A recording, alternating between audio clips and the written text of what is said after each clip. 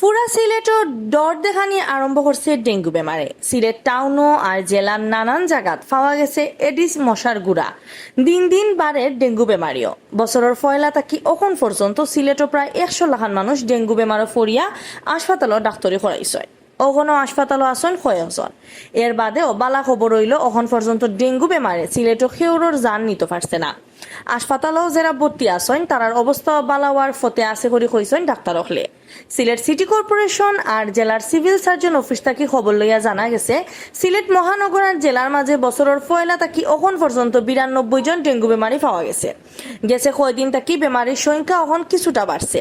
এখন হাসপাতালও ভর্তি আছেন 17 জন ডেঙ্গু বেমারি। এর মাঝে উসমানী মেডিকেলও 12 জন, রাকিবরাবিয়া হাসপাতালও 60 জন আর গোয়াইনঘাট উপজেলার হেলথ কমপ্লেক্সও 1 জন ডেঙ্গু বেমারি ভর্তি আছেন। ইবাইদি টাউনের মাঝে গেছে কয়দিন থেকে সিলেট সিটি কর্পোরেশনের টিমে রেগুলার এডিস মশার গুড়ার তালাশ করে। এর মাঝে টাউনের 26 নং ওয়ার্ডের 2 জায়গাত আর উসমানী মেডিকেলর এক নয়া বিল্ডিংর কয়েক জায়গাত এডিস মশার গুড়া মিলছে। জেলার কয়েকটা উপজেলা তো এডিস মশার গুড়া মিলায় আরো ভিতরের এলাকা অকলগিয়া তালাশ করা হয়। 2-3 দিন বাদে এই তালাশের পুরা রিপোর্ট পাওয়া যাইব করে সিভিল সার্জন অফিসে জানাইছেন। সিলেট সিটি কর্পোরেশনের chief health officer doctor Zahidul ইসলামে কইছেন সিলেট টাউনের ডেঙ্গু বেমার চিত্রিছে না কইলেও চলে। এখন পর্যন্ত টাউনের একজন মাত্র মানুষ এই বেমারও পড়ছেন, তাই এখন উসমানী মেডিকেলও ভর্তি। ডাক্তার জাহিদে আরো কইছেন গেছে কয়দিন আগে টাউনের 26 নং ওয়ার্ড আর উসমানী মেডিকেল এলাকাত এডিস মশার গুড়া মানে লাভা পাওয়া গেছিল। সোমবার 26 নম্বর ওয়ার্ডের 6 জায়গাত আর রাকিবরাবিয়া হাসপাতালের এলাকাতেও পাওয়া গেছে লার্ভা।